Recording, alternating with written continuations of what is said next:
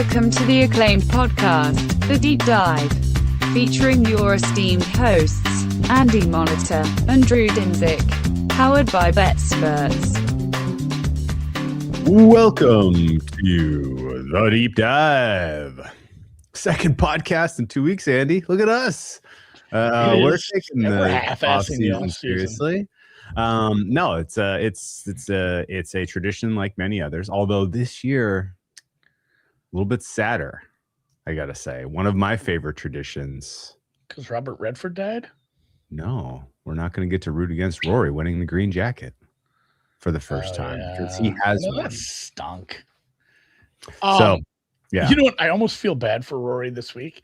It was like the Mirror, the Sun, or one of those terrible British newspapers. Did you see they put out like an article 2 days ago about how he was misbehaving before his almost divorce and how he put his wife through hell, and like it's classic. Like there aren't any like sources. It's just like bad boy found in cave kind of stuff.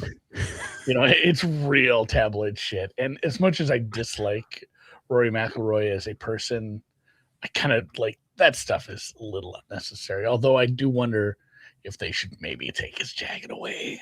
I'm like 50-50 on that. He's not a scumbag like Vrabel though, right? No, it was a cool moment to see, like, I mean, true emotion when he got it, even though I didn't like him. So it was cool. I wish Rose would have won because he's had a few runners up there as well. Oh, I know. Oof, that's got to I bet Rose the year Sergio won. So I've been a part of that a couple times, but yeah, this doesn't have to be all golf because I've done some golf content this week. I'm a little burnt out. Oh my God. BetSperts Golf. Was that the best of? Oh, we just did a couple shows. I hopped on some other people's shows. I caught the Hammer Feinberg marathon yesterday. That was good. Your spot on that was excellent. I enjoyed your clip, Barry Horse, and Rufus. Rufus was worth watching also. He obviously has a good, interesting opinion when it comes to golf. I don't know if you know that. I commented on this, but I have to shit on the right person here. The Golf Channel's official Twitter account released a thread this morning, the colors of the Masters. And it shows Rory with a jacket with a Pantone showing what color it is. And then like the flowers are yellow. And I mean, it goes on. Well, the azaleas are pink, right?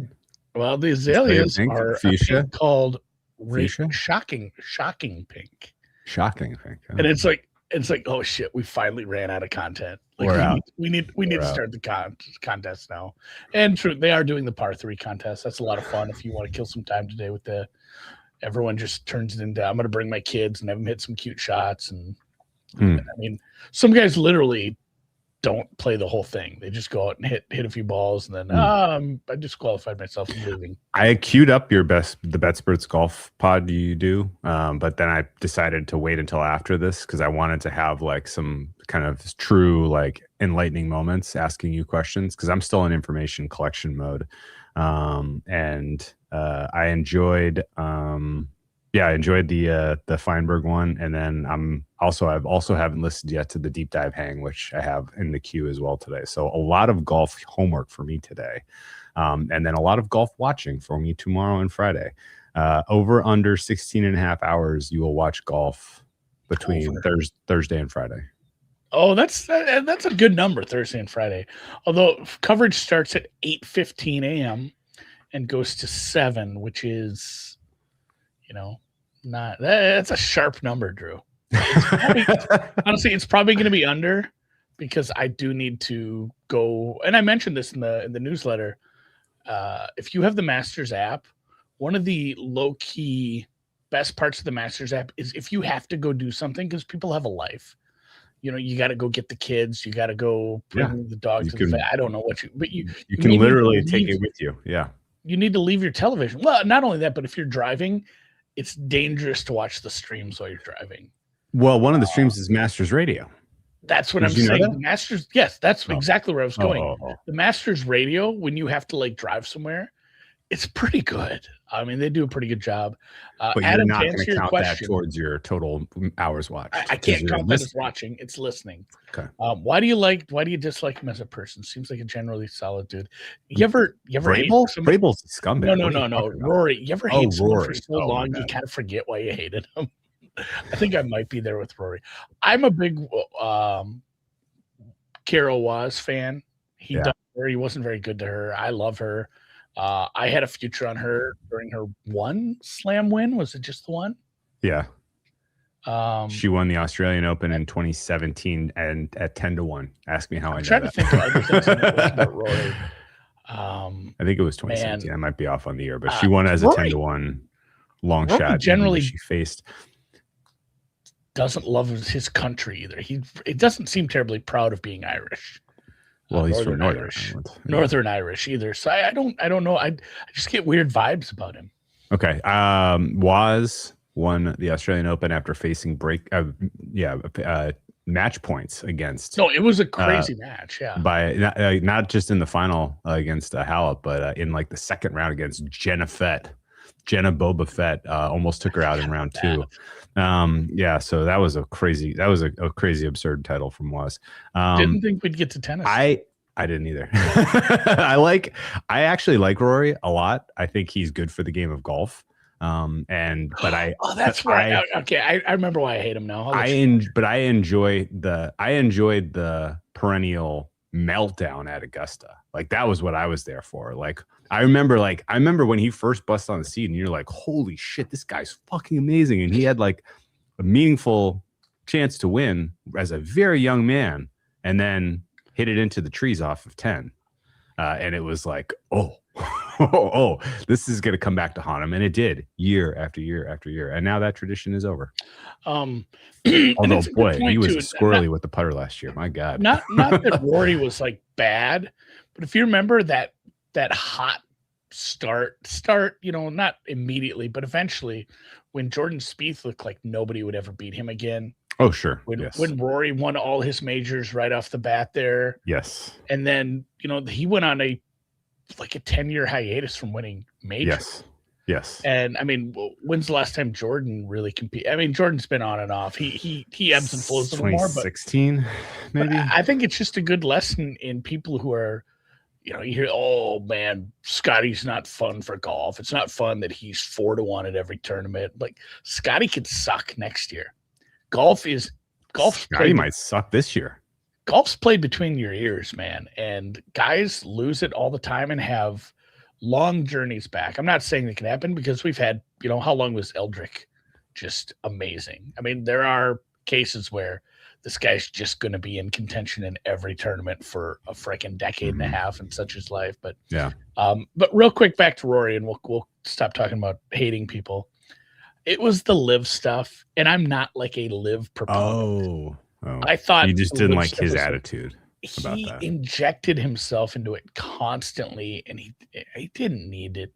He didn't need to say some of the stuff he said. Like he was kind of an asshole about it, and it's like just not to shut up and dribble because he's a star, and he's a star, and they're gonna ask stars questions like this. But boy, he just kept bringing it up. It's like just let it run its course, buddy. You're not in charge of golf. All right.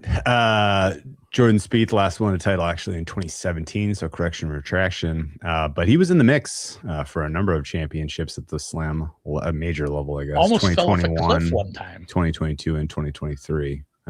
He has yet to finish. Oh no, he finished top 20 last year actually in the Masters. So he is not over the hill just yet, albeit his ups and downs on the course are very enjoyable to a patron. I think the Masters this year is going to be extremely fun. I think the featured groups on Thursday, holy shit, they nailed it.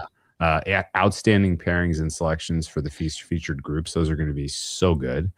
And what I'd like to do, Andy, and I'm still in information, kind of vetting space right now. Like I've consumed a lot, but not everything. I'd like to kind of run some ideas past you, and you kind of either build on those if you agree, or be like, where in the world did you come up with that? That is flat out noise, or that is clearly reflected in the prices. Don't bet into this type of stuff. Does that seem like a reasonable format here?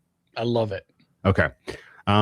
Let's start with what I think is kind of the most interesting story this year. The top of the board, which has been dominating the last 4 years, is weaker this year than the market is appreciating. And I say this by kind of specifically looking at data golf points, strokes gained from these top guys compared to the form that some of these previous winners were in the year leading up to their titles. And the disparity is enormous.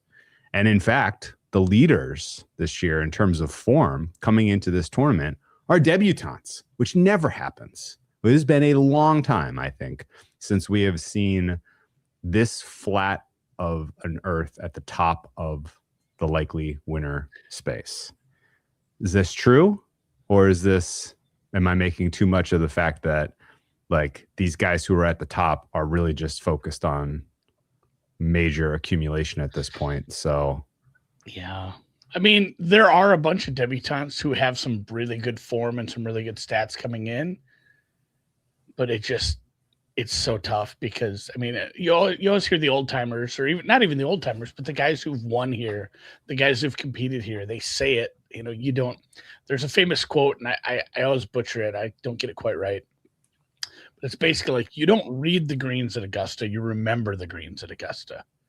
You learn them. It's not somewhere you can just show up and like, I'm pretty good at golf. I've been ascending here pretty well and just win. Even some of the, the best in the world, it takes them a few times. Mm-hmm. So it's so hard to get in. And with me, like, I didn't bet any long shots. I have a few. Really? No, I never do. Oh, man. I mean, I have. I've lessened that and lessened that. It just it's been 50 fucking years since a debutante won.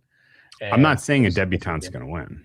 No, I'm just saying. I like some of these long shots as like top 20, top 10 bets. Okay. But okay. Let's go through these 2 points then. Okay. Is the market overweight on the elite? Top 5 guys, 4 guys, 5 guys? A little bit. You're paying a tax because there's question marks. Yeah. There's, Scotty's coming off the birth of a child, taking some extra time off. Rory may not be 100% healthy. After he came back from his little injury, he said he felt rusty playing again. He hasn't played a ton. His media this week was also very DGAF.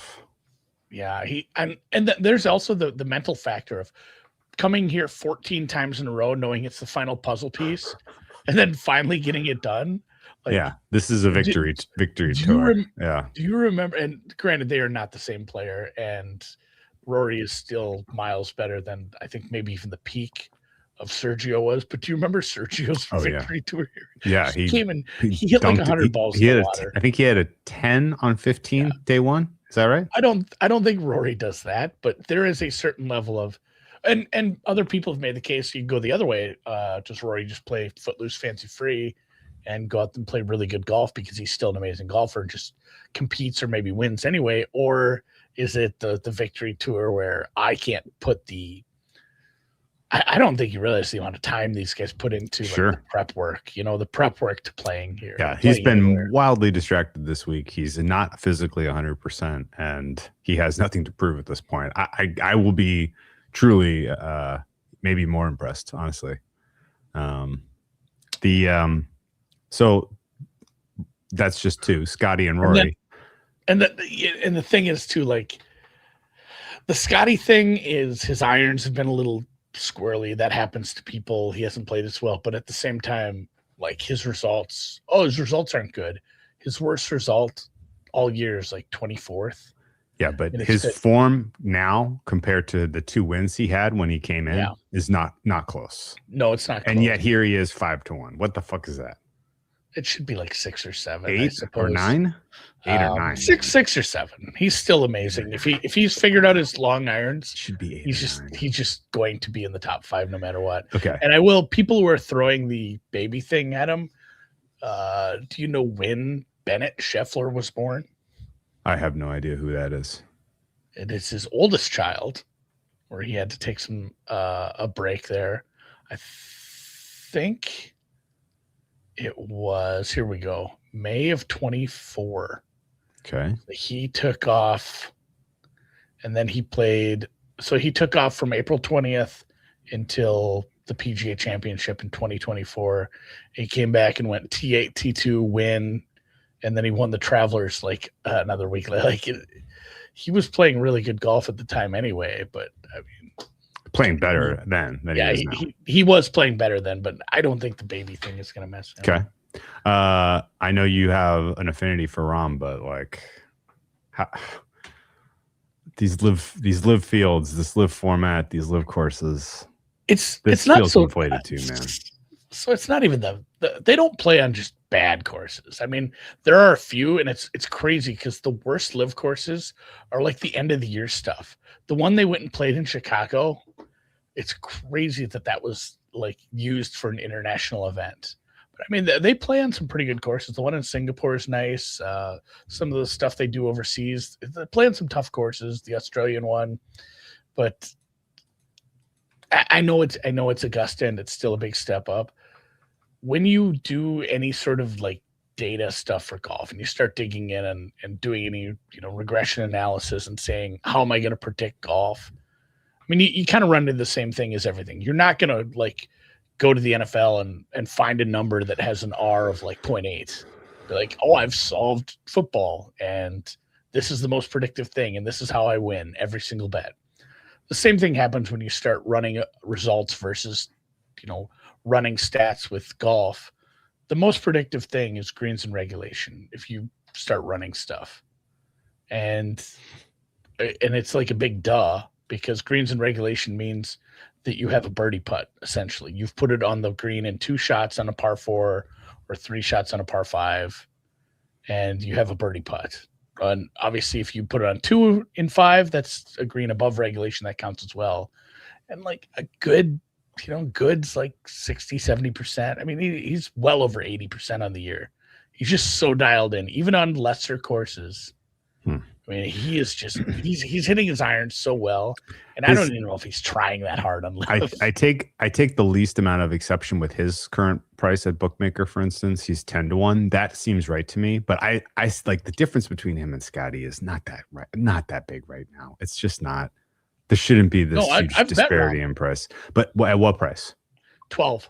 He's okay, 12. I don't hold that against you at all. No. There's been massive support for Schauffele to where he is now the third choice. I don't like strongly disagree with him being the third choice here, but 1275. I don't know, man. I feel short for a guy who hasn't won this year and who's, I guess, in better form at this moment than he was for a lot of 2026 so far. But I don't know. He feels like a little bit of a weak top of the board guy. We mentioned McIlroy, Ludwig Aberg. So he feels like old Bryson. McIlroy to me. Like Xander feels like what you used to get with Rory, where I don't think this guy's going to win. It doesn't feel like this is his year again for the 100th straight year, but he's going to be like 4 shots back from the leaders just the whole time. And he's just going to get 7th place. And Xander's going to be there because he is kind of that high floor kind of guy. So I'm not saying go bet Xander top 10. It's not a great price. Okay. Well, his price makes sense. If tier 1 is the guys who are shorter than 16-1, which is those top 6 guys, I think Rahm is a fair price at 10. Xander may be a hair short at 13. And I think the other guys are all they're all way too short. Not way too short, but short enough that they're just flat out bad bets, which kind of dribbles me into tier 2 and seeing if there is any value in this tier 2. Fitzpatrick is down to 1850. What the hell, man? I mean, I get it, but he's another one where I think he can win this, but that is really gotten short. Like he's among yesterday or 2 years ago, it was 24. 2 weeks ago it was like 40. So that is really, really gotten short. And I guess so. Then you flip to, okay, well, who are the guys who are the hottest so far this year in terms of tour wins, strokes gained, points accrued? Bridgman is a debutant. He looked like he desperately wanted to choke that final round, impossible title in Genesis to choke, and he tried on Sunday, barely held on. I don't think you could trust him as a debutante at all. Goddard he looks like he's accruing points, but he does not look like anywhere close to the skill set that would be worthy of this short of a price, even in the top debutante market. He's the favorite there, which is kind of weird to me. Don't agree with that. He looks like a bet against that price. But like those are your top two guys so far this year on tour, which is absolutely wild to me. Cam Young is near the top of the list here. He feels way too volatile of an entity to expect him to be able to keep it together at Augusta, even if he is doing well through a couple of rounds. Akshay Bhatia, top 5 right now so far on tour. That's tough for me to swallow. Colin Morikawa is hurt. We mentioned how short Fitzpatrick is. Minwoo Lee has gotten wildly short. Like I'm running out of guys who I can say like these guys have value in their current price, which is why I kind of look at this and like comparing this historically with how weak the top of the kind of quality of form of players coming into this is, takes you back comparatively to 2011. Who won then? Hideki. No, 2011. Oh, I thought you said 2021. 2011 is the last time we had 2011 is the last time we had this week of a top of the field coming into the Masters. As far as it's funny. It's quality. Funny. It's just going to be. Was that the dumb one? Was that the Charles Schwartzel? Charles Schwartzel. I think he was only like in his second year second trip there. Yeah. I like just the kind of context of how off the form is of these guys makes me feel like this could be and just again like so many years in a row of just the uber chalk ultimately carrying the day. This feels like we're a little overweight at this point on it's going to be an elite guy and that somebody's going to come from the clouds. Yeah. I still like I'm with you, but at the same time you're building a parlay to get to you're treating something as an eventuality that's more of a long shot. And I think the long shot is saying Scotty's actually bad. Rory's not going to care. All the other guys are like 15% short. There's still so many people in that second tier that are very good, playing very well, and some of them have a decent experience where I just don't think there's going to be some 80-1 that's going to sneak in. No, the thesis is the guys who are being priced. The biggest point against it is the weather. I mean, I think the debutantes are going to get skull fucked because of the weather. Sure. It's been much drier. These greens are very difficult to hold. It's a very hard place to play if you don't have the experience and the know-how of where to go. And some of these guys who are going to play for the first time, they're going to have a bad time, I think, because of the conditions. I'm not making a case for the debutantes to be shorter. I'm just saying this is the perfect storm of the guys who are elite, who we know have a higher ceiling, are not performing at that level right now. They are all coming in cold. That's why I bet Patrick Reed. What? Sure. Like people, Patrick Reed wins this tournament. Are people not going to wake up on Monday and be shocked? He's only like Patrick Reed just won his second green jacket. Like people are going to be under 40-1. He's under 40-1 in a lot of books. I'm not saying that's like not absurd value, but I'm sure he should be a little shorter than that, right? Was he 3-4%? I think he's about 50-50 to win this thing.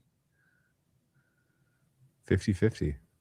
He's got a whole new mindset.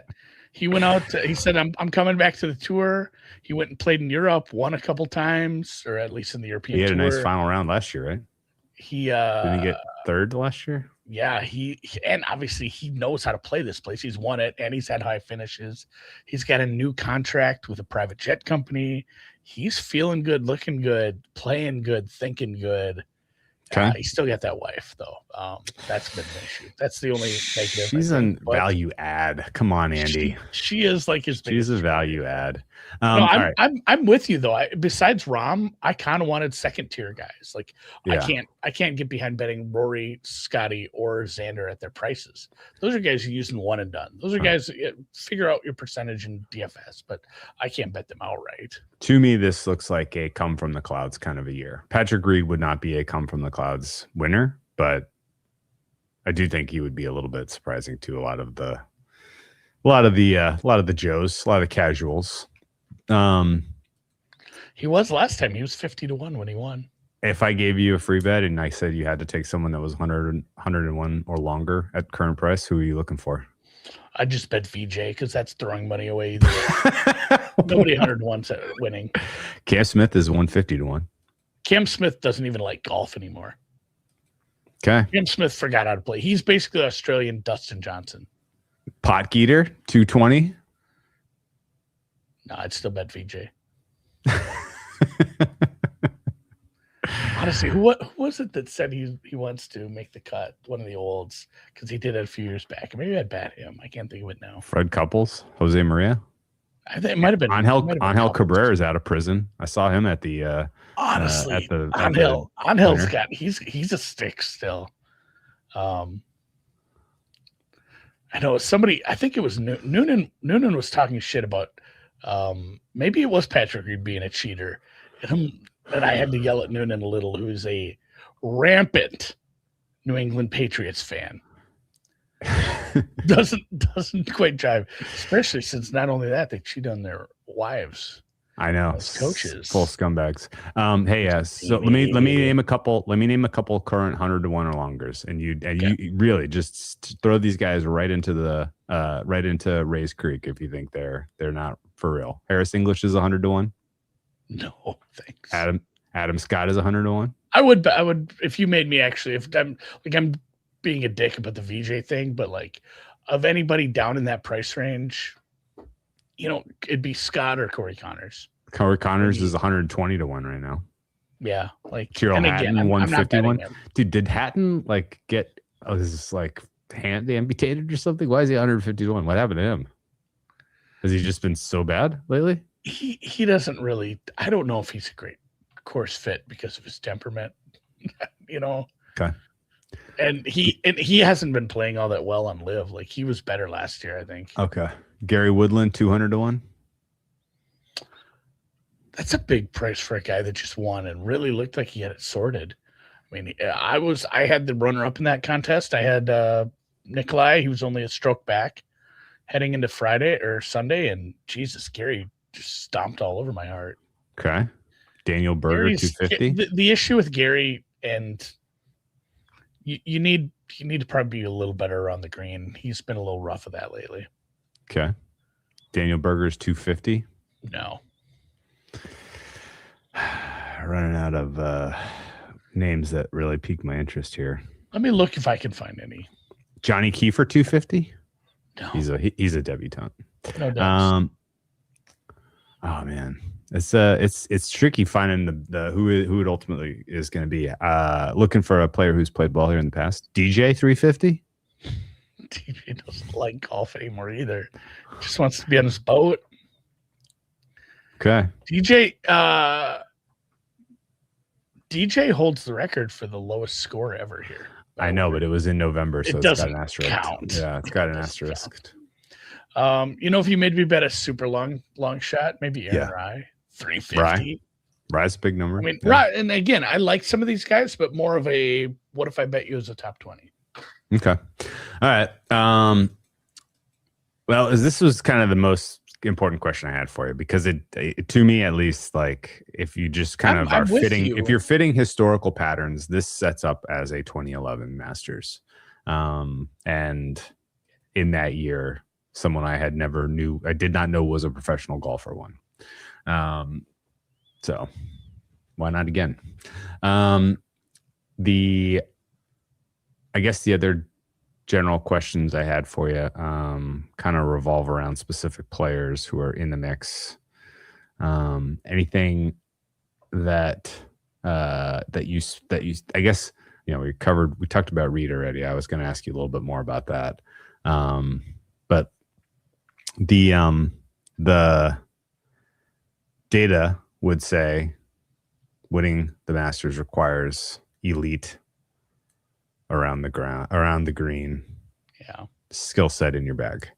And there's possibly, in my opinion at least, a little bit of noise in that because of the kind of course history aspect to this place, which is, are you really that good around the green, or did you know that if you were going to miss, you wanted it to land there to set up a good save, right?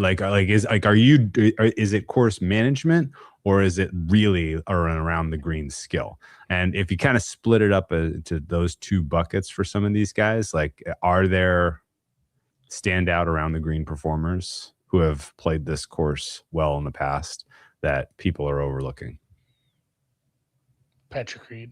No, and I mean, you do have a good point. It's hard to use golf stats sometimes without doing some double counting. As Noonan points out, around the green can be very noisy because you hole out from the rough, and it's an outsized bump to those stats. Now, everybody does it eventually, I suppose, but around the green can be noisy. Thing is, if you start to look at maybe some smaller samples of it, we looked at like around the green from shorter grass rather than playing from the rough. If you look at some of the, just looking at places where everybody's missing, you can, on BetSports Golf, we have all the filters. So you can just look at, show me, places where everybody missed the greens. It wasn't just you playing the course right and chipping in a few times. It was nobody could hit the greens. So everybody had to hit a lot of around the green shots. Who was good there? Who was able to perform in that spot? And to the point of the weather that I brought up earlier, I think there's going to be a lot of missed greens because they're just going to be so fucking hard to hold. If they're going to be, if they don't decide to heavily water, and I don't know that they will, basically they're just going to water enough to make sure everything's pretty for TV, I suppose. But it's going to be very windy Thursday morning. It's going to continue to dry them out, and it's going to be really tough for some of these, these new guys to hold these greens. Everybody's going to be chipping. So it's a tough stat to use, though. I'm with you there. And I think some of it, again, to your point, very good point you made, is the course management, the course understanding, your caddy having been here a few times. There are guys who maybe haven't been here, but have a caddy who have. And, maybe that's something worth looking into if you're looking for some long shots to top 10 or top 20. Sometimes that's all it takes, is a guy to tell you how to not screw this place up. Okay. Interesting. So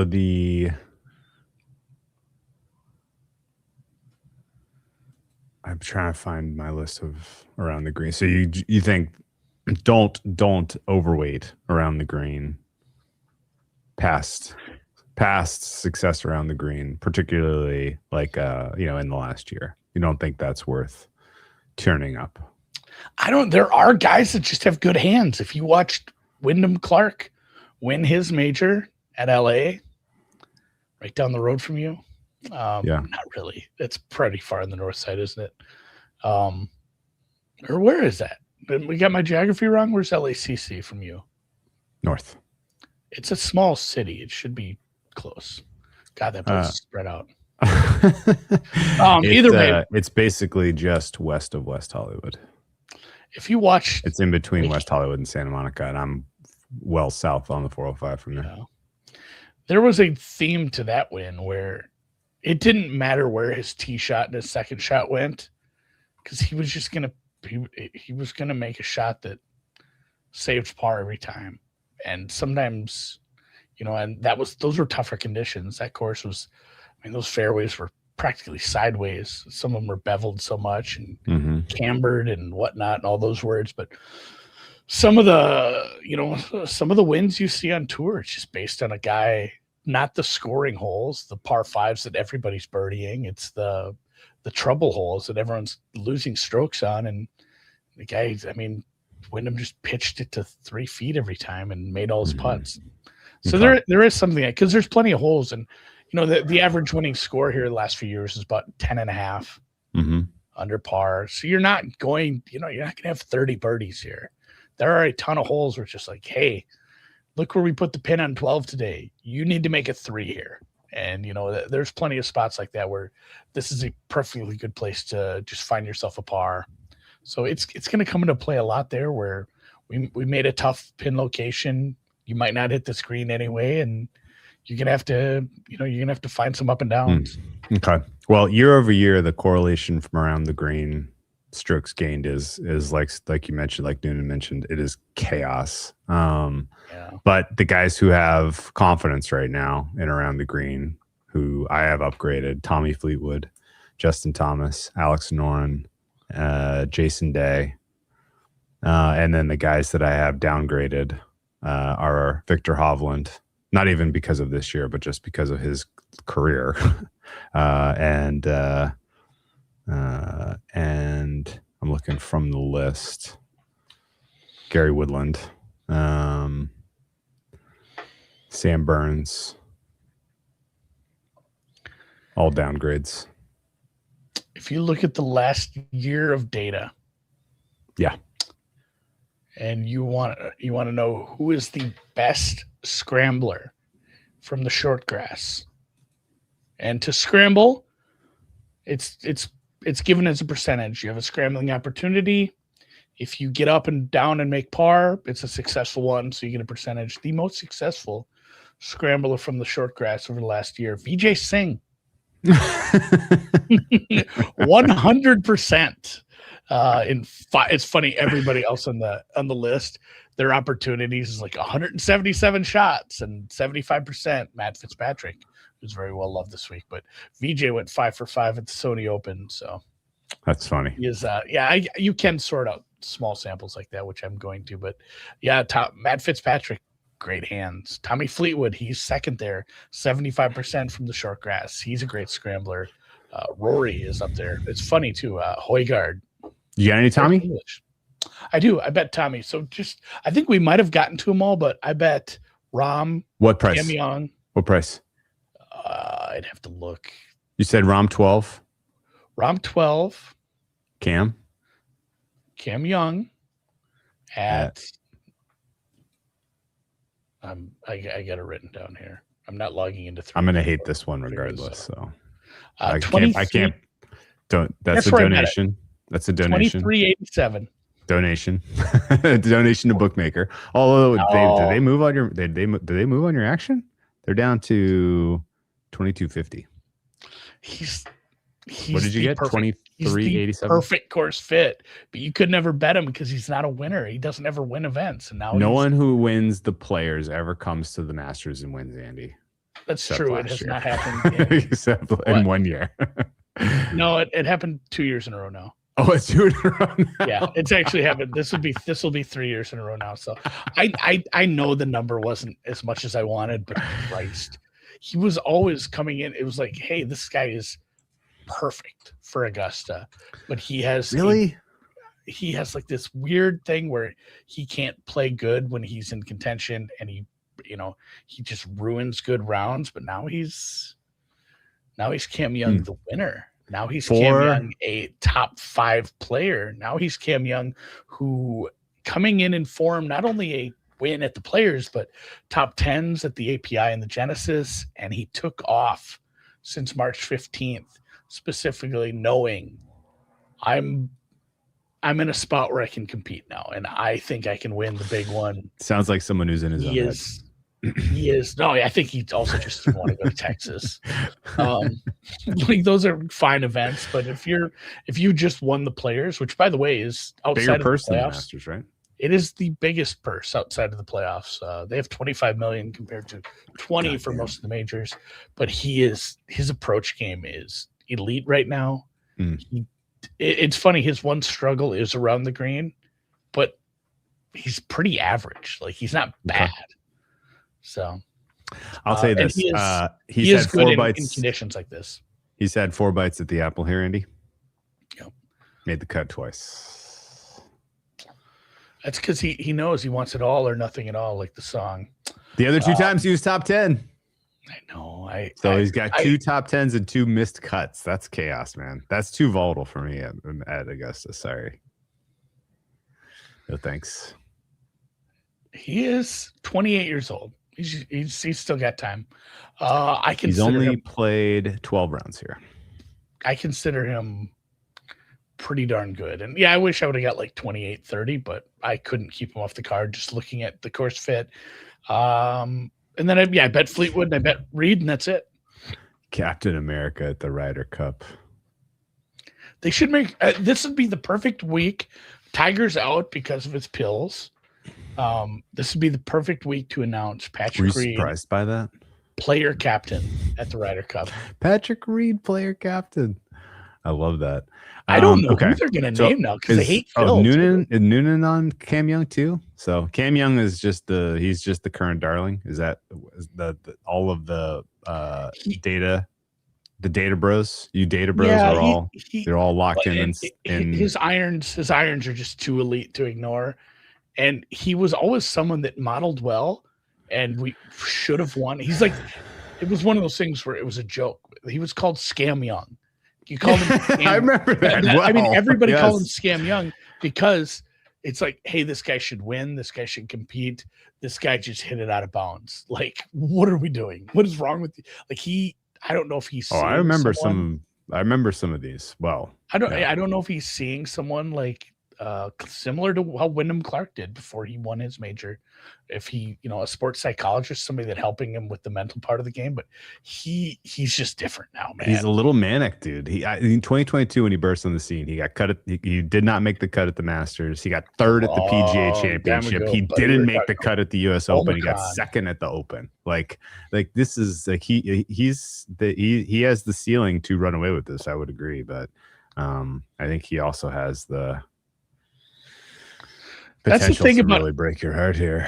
That's the thing about outrights. They aren't going to take any more money out of my account if he finishes 81st. It's true. That's a good point. Okay. General thought. Okay. So you have Tommy. What price do you get on Tommy? 25. Bigger.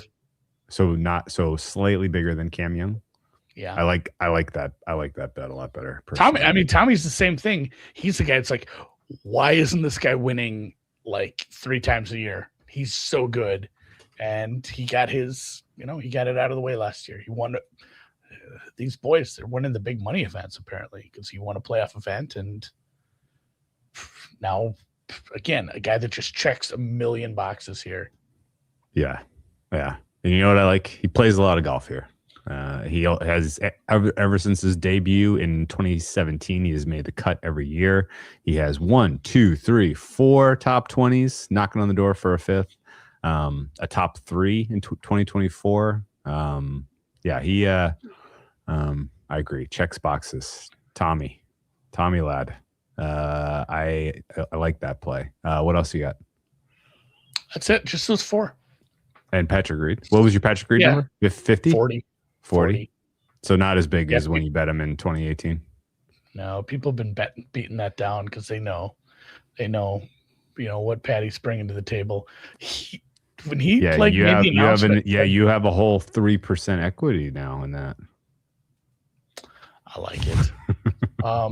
I did also bet, and this is starting to get out of hand, this price, because I bet it at plus money, but I posted it in the newsletter at the current price because I thought it was still good. The over 275.5 strokes by the winning golfer. That is a 12 under or worse.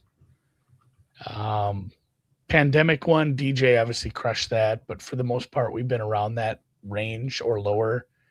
And I really think the tough conditions are going to drive us towards a 9 or 10 under.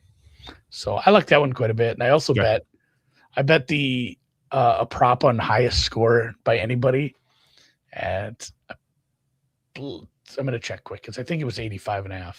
Yeah, 85.5, over 85.5 for the worst score, which is basically almost certainly a Thursday, Friday bet. It's going to be tough for a guy to miss or make the cut and then just melt, although it does happen because it's still a tough course and a lot of people make the cut. But you're looking for a Thursday. You're looking for a Thursday afternoon, Thursday morning, old man or amateur, right? Well, Thursday morning, it's really windy to start off. Yeah, but you said it's going to dry it out, right? It's already dry. I mean, it's already dry. Just the climate over the last few weeks and months, it's been dry down there. So it's already dry. And yeah, it's so many debutantes, all, the normal amount of amateurs. We get another guy in based off winning the South African Open because National Opens now get you into the Masters. So there's some names here that no experience, and then you have some of these olds that just they don't have the distance anymore, and obviously are just out here because it's very enjoyable to play golf at the Masters, and they get to go to the fun dinner because if you're an old here, it means you won. You didn't qualify any other way if you're 72 years old. So yeah, I'm looking for one of those guys. I like this more at the PGA Championship where you get the tour or the teaching pros. One of those guys always has an absolute just clusterfuck of a round. but I mean, they price it at like 94 for that usually. You know who tees off early on Thursday? Who could come home for you? Who's that? Vijay Singh. Oh, Vijay's got an 82 in him. Yeah, it'll be interesting to see. It's fun because what you check box your guys, you star your guys on the app and whatnot. Yeah. But you always have to do the scroll. And if there's somebody who's like 5 over through 4 holes, they get a star. Yeah, and they go up to the top with your outrights. Jose Maria Olazabal. Monitor. Jose Maria tees off in Group 3, so I'd keep an eye on JMO. Yeah, because they'll be off about 8:30. So about an hour and a half in, you check the bottom of the scoreboard and you see if there's not 2 or 3 guys, and you monitor the situation. All right, buddy. I need you to start missing every fairway. I love it. All right.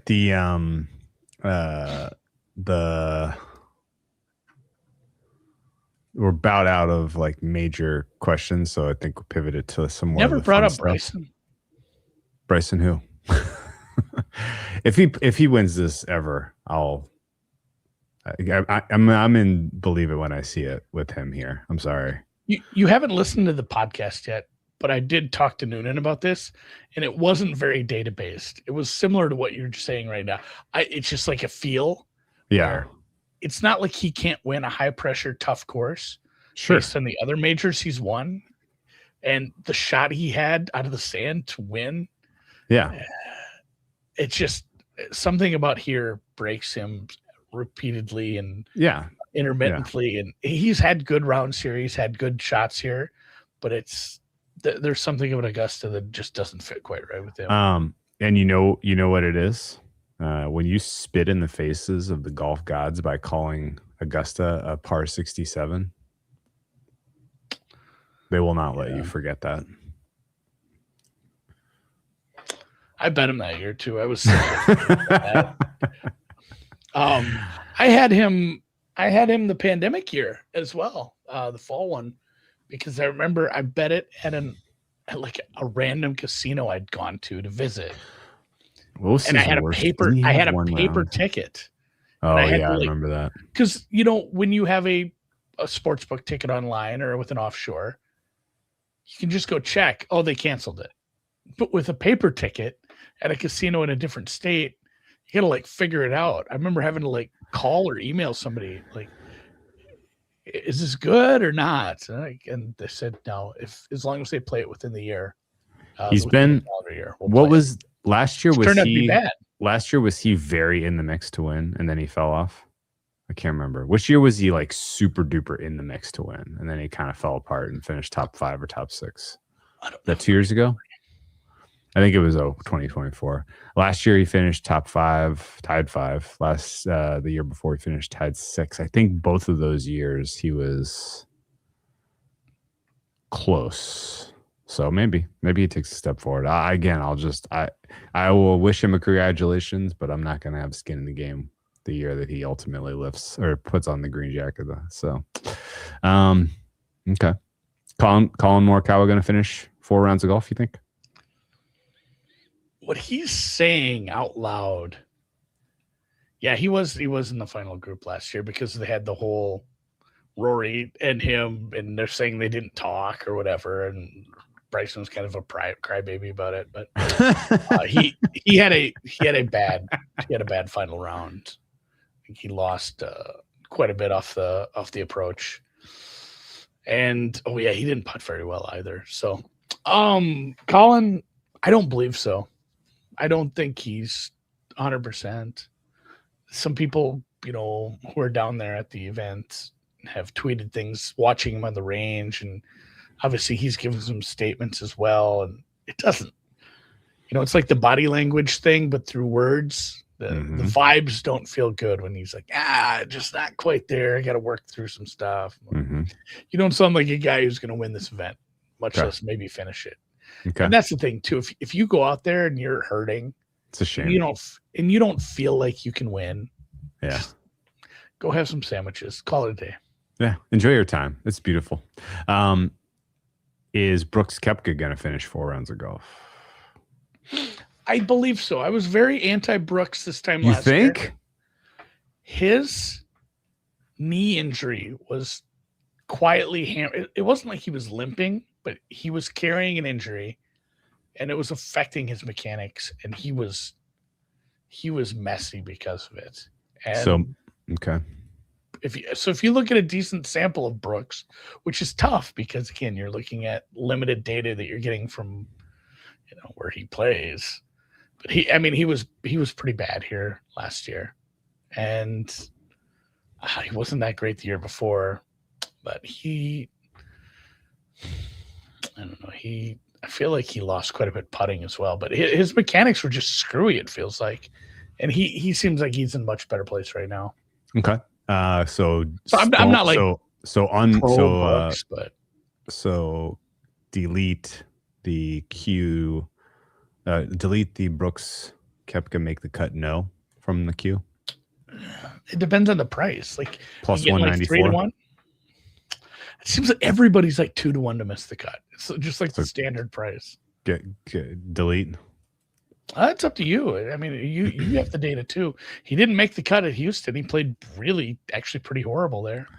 Okay. Is there a expected contender that you think has a more realistic chance to miss the cut than the market expects? I bet Justin Thomas to miss the cut just based on a few stats, and it was over 2-1. And then he makes a hole in one today in the par 3 contest, but it's plus 232 right now. Yeah. Where's that at? I bet it. I just pulled up Bet Online. Yeah, I should. I forget that. I never look at Bet Online or Bookmaker because their menu comes out so late. Well, not just my normal week. If I want to bet a prop, I'm not looking there. They have outrights. That's it. They don't even have first round leader most weeks, so I never think to look there. So I need to get over there. Okay. Justin Thomas is not in the mix. I don't think as a contender. Who played well with the players? Give me. I want a bomb of a price. Oh, I don't have any of those. It's so hard to miss the cut. It's top 50 in ties, and you have like 60 people out of 91 might make the cut. It's kind of hard to miss the cut here. If somebody does, it's because they were in the early wave on Thursday and they just shat themselves and then they give up on Friday. I mean, it's someone who has who can struggle with the irons and just miss a bunch of stuff. This would be funny. If you want a bomb, play Rory. Yeah. Dave Connolly, good point. Based on the narrative, what if he is just victory lapping it? He's pissed about the tabloid stuff.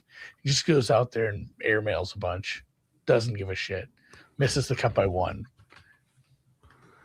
That'd be fun. It could. Bryson is about 5-1. Too. It's about 5-1. Bryson is about 4 plus 427. Okay. Last time Rory missed the cut at the Masters, you want to guess?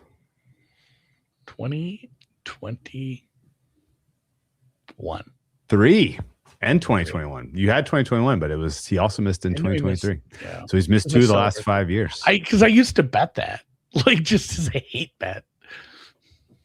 Incredible. Those are fun. I did place I didn't go as far as Noonan. It's about even money, not quite, probably minus 112, I believe it was, but it was Rom, Reed, and Adam Scott to make the cut.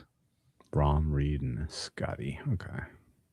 I like that. Not Scotty Scheffler, but Adam Scotty Scott. Scheffler's very prohibitive. Oh, by the way, the 2011 year that Charles Schwartzel stole it with his birdie coming home. That was the year that Rory played it into the house. He got an 8 on 10. I'm sorry, he got a 7 on 10 that year. Triple bogey on the hitting it into the house. Gave also, one Bryson, back. Oh man, Bryson really just posted stumbled. pictures of himself with his new caddy, and it's just Kevin Hart wearing the Masters caddy bib. Kind of like that's a downgrade. Nobody likes Kevin Hart anymore. Who? Kevin Hart, the comedian. He does like DraftKings commercials with LeBron. Oh yeah, the guy. He's actually excited about the upcoming Kevin Hart roast hosted by Shane Gillis. Did you see that? Will Nikki Glaser be there?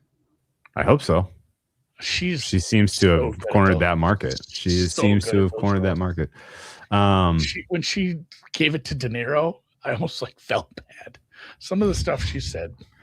The De Niro and stuff Coulter was the Coulter one was like she wasn't really prepared deserved. to take those bullets, and they were very, very sharply placed. She looked like she was going to cry. She's not going to be there. Oh, Nikki. That's a bummer. Any of the other exotics that really stand out to you? I know on the super stream you had the score. So you think that the winning score will be -9 or lower? Is that right? -12 or lower. -12 or lower. Yeah. It's steamed my way. I'm happy about that. Interesting. Charles Schwartzel won with 14 under in 2011 if we're repeating history. Yeah, I don't think people are going birdie on this course this week. Hey, anything about the course itself and the changes that they made to the greens? What was it? 11, 14, and 6? Anything about the changes to the greens or the course that piqued your interest as you were preparing for this? No, they redo a few greens every once in a while, and I think that the main thing is just they can't make it any longer. It's a long course already, but some of the distance guys, if it is truly this, it doesn't work on every hole because there's water and there are issues and there are spots where you can't do this, but some of the distance guys are going to have some nice rollout. Like, again, it's not an accuracy course. There's no rough. They're not allowed to call it the rough. It's the second cut. You ever see that tweet or that graphic? There's a bunch of words they're not allowed to say. If you're the announcers, like you can't say sand trap. You can't say rough because it's the second cut. You can't say fans. You have to say patrons. I'll have to go find that. It was pretty interesting. All I know is you can't use your phone when you're there. The second cut is not very long. Do you think that there's going to be an influx of people with like the Ray-Ban glasses taking photos and videos? How are they going to screen out the Ray-Ban glasses? I'm sure they have like scanners and stuff for that. You think they're going to absolutely? Yeah, it's not the back 9, it's the second 9, and it is not the fourth. You can't say fourth round. You have to say final round. There's very strict rules. They changed the green on 16. Did you see that? Yeah. Does that affect your probability of a hole-in-one? A little bit, because 6 Which way does it go? I don't know. Like, I basically, to me, I don't understand enough about the agronomy and where they're going to put the pins on it to say like it's going to be more or less. I think in general, my thesis is less likely because of the speed of the greens and the dryness. But at the same time, a lot of hole-in-ones are just luck anyway, where it's like, it's not like, oh, he hit an amazing shot It's like, no, he had a shot that if the hole wasn't there, it would have gone 30 yards further, where the hole stopped the ball. You know, half the hole-in-ones feel like that actually wasn't that great of a shot. It just, the hole got in the way. So I think hole-in-one is, you know, it's still obviously a skill. You have to hit an amazingly close shot and online. So I'm hole-in-one agnostic this year, which feels bad because I always bet that market. I seen it like minus 145. Minus 140. Yeah, that's fair. It used to be, I mean, years ago it was a pick'em, which was silly. You just bet every year. Let me see if it's got any Steam bookmaker. Nope, still minus 140. Wire to wire winner, yes, is plus 595. Course record, yes, is plus 640. We already talked about the score, so not likely there. Should I lay no? Minus 1050? Could somebody doesn't get to 21? What are they going to give me on that? That's a fun bridge jumper. They're going to take 2 win 1,000. Gonna bet 10 grand against the course record. What else can you do in the off season? Yeah, exactly. Well, I got a lot tied up in NBA futures, obviously. How about them Timberwolves? Who did the Timberwolves get in the first round, do you think? Nuggets, 3-6. Really? I was hoping it'd be Lakers. No. It looked like that last. The Lakers are probably going to be the 5 seed against the Rockets, the 4 seed. Last week, it looked like it could have been the Lakers. It was going to be until Luka got hurt. Which was going to be fun. It was almost certainly going to be the Lakers. Because the Timberwolves playing the Lakers playing a Minnesota team, and the Wild have locked up their series that will be against the Dallas Stars. What do the Dallas Stars and the Los Angeles Lakers have in common? They stole your teams. They stole our teams. It could have been the Minnesota Revenge Tour. It could have. Yeah. I don't play the Nuggets again. I still wish that they had stakes like we win the series, we get our name back. Like in a Will Ferrell movie. Well, the one that always cracked me up was, I think one year there was a Jazz Hornets series, and somebody was literally like, these franchises switched nicknames. Who says no? Yeah, it's the It's the Beehive State in Utah, and New Orleans, famous for jazz. It's kind of like, what are we doing here? I like that. Anyway, all right. Your Timberwolves, by the way, are going to be a pretty difficult team not to bet on against the Nuggets. I almost don't want to say out loud what my fair price for that series is, but it's going to be minus mega value. 475. Timberwolves minus 475. You're probably going to have plus 475 if you want it. Yeah. And that's how far off market I am with my. Are we the 3 or the 6? I don't follow basketball. You think you have a 80% chance when the market says you have 20. I'm not that far off. It's me versus the Pareto principle. I basically my entire edge in that series is the fact that the Nuggets have home court. Not a lot of margin between those teams, even with the playoff rotation minutes, which should favor the Nuggets. But whatever. All right. Any final thoughts? What are you going to do for the Masters? Any plans this weekend? I made your pimento grilled cheese last week in preparation. It was great. It was a great setup for springtime. We should talk a little food quick. Everybody who ever bullied me into getting an air fryer, and I didn't even buy it, someone bought it for me. You were correct. You're not going to make gourmet food in the air fryer.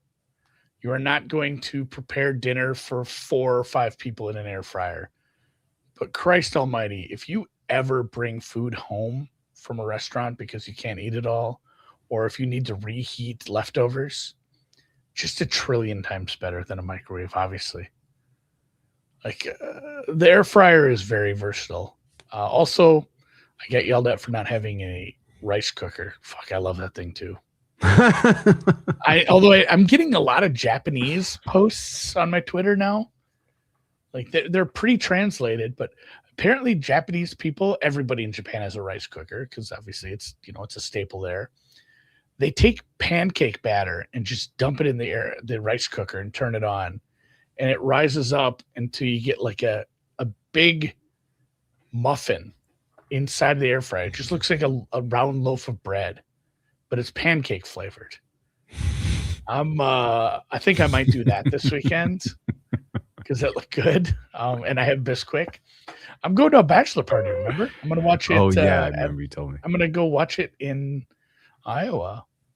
I was telling that to Cal. I'm like, I haven't been to a strip club in like at least 5 years, probably longer. I remember I went to one in Las Vegas. It was the worst experience I ever had. The girl was like, she had her hand literally in my pocket. Like she saw where I put my. How much money is in there? I had loose money just with a clip on it, and she saw which pocket, and she's dancing on me, and like had her tried to steal my money. My buddy got his credit card. He ran a credit card at a strip club. First off, not great, but they like skimmed it and tried to put like 10 grand on it that night. I have not been back to one since in Vegas outside of the one time we went to the Glitter Gulch before it closed just to see the spectacle. So I think I might have outgrown that. I don't know. That part's going to be weird, but I don't even know. Have you been to a strip club post-pandemic? No. So it's more than 5 years. Yeah, it's definitely been more than 5 years. Mm. I'm trying to think of the last time I went. We went a lot when we were like 21 because we can go and we should go and it was fun, but boy, I don't know. I'm just gonna drink a bunch, watch golf, cheer for my guys. You gonna do any live ads? You gonna actively manage your portfolio? The outrights are the outrights. If somebody's shows me something, I might bet them. I like that it used to be like live betting used to just be outrights, but now you have live top 10, live top 20.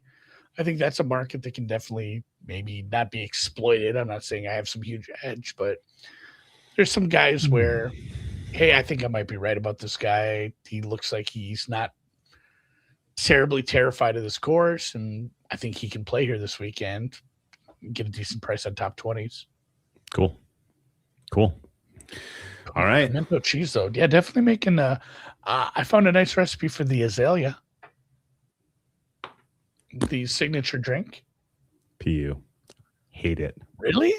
Yes. Have you had it? Yes. Made it and was wildly disappointed. And tell the people what it is. I mean, and I will deliver you my criticism. It's just, it's very simple. It's just like grenadine lemonade. It's lemonade. It's a vodka lemonade, buddy. Like they didn't come up with something new. Yeah, but with grenadine, like it's a child's drink, Andy. It's a child's drink. Well, then my kids can have one too. Yes. So it is a half cup of lemonade, a shot of grenadine, and a shot of vodka, topped with not even and a cherry. It's not. How are you going to call it an azalea when it's not even a shocking pink? I know. No, just stick to the bourbon. If you're gonna have a lemonade, have it with bourbon. Make a John Daly for Christ's sakes. Half and half with a little bourbon in it. There you go. Now you're talking. Actually, we made one of those last week that was super good. I'll leave you with this. The drink of recommended drink for the Masters. Made lemonade by, instead of squeezing lemon juice, you zest the shit out of the lemon, get all the zest off there. You put it in. You